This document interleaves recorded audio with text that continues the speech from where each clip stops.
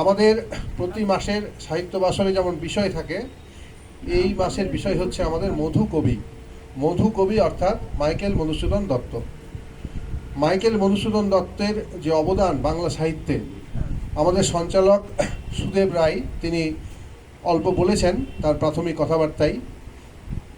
সেই কথার রেস ধরেই বলছি, বাংলা সাহিত্যে মধুসূদনের অবদান অসীম।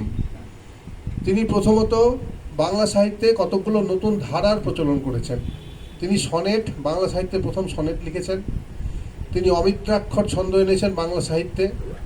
তিনি বাংলা সাহিত্যের প্রথম মৌলিক নাটক শর্মিষ্ঠা তার রচিত, এবং তিনি একমাত্র মহাকবি, যেটা সুদেবও বলেছে।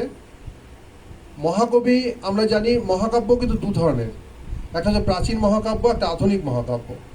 প্রাচীন মহাকাব্য আমাদের চারটে আছে: রামায়ণ, মহাভারত, ইলিয়াড, ওডিসি। আর আধুনিক মহাকাব্য, আধুনিক মানসিকতার যে নবজাগরণ, নবচেতনা, সেই মানসিকতাই পুরনো কোনো গল্পকে কেন্দ্র করে যে মহাকাব্য লেখা হয়, যেটা মিল্টন লিখেছে প্যারাডাইস লস্ট, প্যারাডাইস রিগেইনড, সেই ধারায় বাংলা ভাষায় প্রথম মহাকাব্য লিখেছেন মাইকেল মধুসূদন দত্ত। এই মাইকেল মধুসূদন দত্তের জীবন নাটকীয়তায় ভরা। প্রথম জীবনে তার স্বপ্ন ছিল তিনি ইংরেজি ভাষায় সাহিত্য রচনা করে বিখ্যাত হবেন, এবং সেই পথে তিনি অনেক দূর এগিয়েও ছিলেন। তিনি খ্রিস্ট ধর্ম গ্রহণ করলেন, তিনি ইংরেজি ভাষায় আগ্রহ বাড়ালেন, এবং ইংরেজি ভাষায় তার বিরাট দখল এলো। তিনি প্রথম যে কাব্য লিখলেন, দি ক্যাপটিভ লেডি, সেটাও ইংরেজি ভাষায়।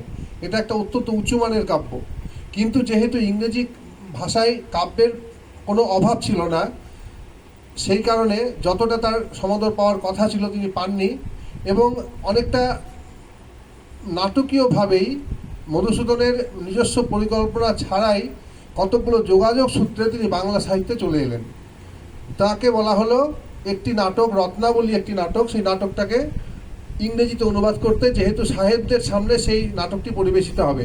তিনি অনুবাদ করলেন সেই রত্নাবলী নাটক, ইংরেজিতে অনুবাদ করলেন, এবং সেই অনুবাদ করার সূত্রে তিনি লক্ষ্য করলেন যে বাংলা ভাষায় উন্নত মানের নাটক নেই, অতএব নাটক লেখা দরকার বাংলা ভাষায়।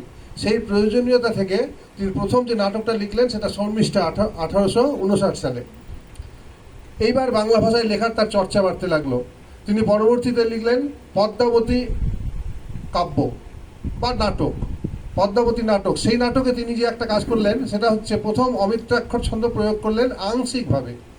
তারপরে তিনি তিলোত্তমা সম্ভব কাব্য লিখলেন, সেটাতে অমিত্রাক্ষর ছন্দ সম্পূর্ণভাবে, অমিত্রাক্ষর ছন্দের উপর ওই কাব্যটি লেখা।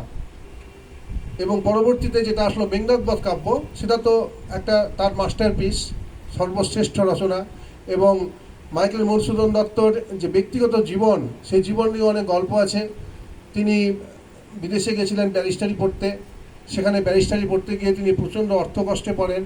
সেই অর্থকষ্ট থেকে তাকে উদ্ধার করেন আমাদের বিদ্যাসাগর, এবং বিদ্যাসাগরের সহযোগিতায় তিনি ব্যারিস্টারি পাশ করে কলকাতায় ফিরে আসেন। কিন্তু তিনি ব্যারিস্টারি পড়ার যে বিদ্যা, সেই বিদ্যাটাকে ওকালতি কাজে লাগাননি। তিনি সাহিত্য চর্চায় করে গেছেন। নানাভাবে তার যে প্রতিভা সেটা অনেকটাই বিকশিত হয়েছে, কিন্তু তার ব্যক্তিগত জীবন আচার, যেটা জীবন আচরণ, সেটার মধ্যে কিছু ত্রুটি ছিল, যে কারণে কখনোই তিনি সুস্থ স্বাভাবিকভাবে জীবনযাপন করতে পারেননি।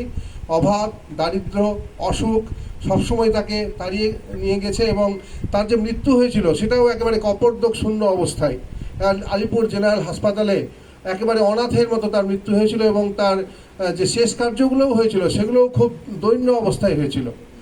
যাই হোক, এই মাইকেল মধুসূদন দত্ত শেষ জীবনে বুঝতে পেরেছিলেন তার প্রথম জীবনের ভুলগুলো, এবং ইংরেজি প্রীতি যে তার পক্ষে শুভ হয়নি, এই বোধ থেকে তিনি বাংলা ভাষার প্রতি, জন্মভূমির প্রতি, মাতা পিতার প্রতি তার আসক্তি এসেছিল শেষ জীবনে। এবং তার শেষ জীবনের কিছু লেখায় বঙ্গভাষার প্রতি, এবং তার যে এপিটাফ, যেটা তার সমাধিস্থলে যেটা লেখা আছে, ওখানে গেলেই পড়া যায়, দাঁড়াও পথিক বর, এইভাবে। তো এই সব কিছু মিলে আমরা মাইকেলকে স্মরণ করি তার অসাধারণ প্রতিভার জন্য, তার নিবেদনের জন্য, এবং তার কিছু ভুল ত্রুটির জন্য। এই কথা বলেই আমি আজকের বক্তব্য শেষ করতে চাইছি। নমস্কার।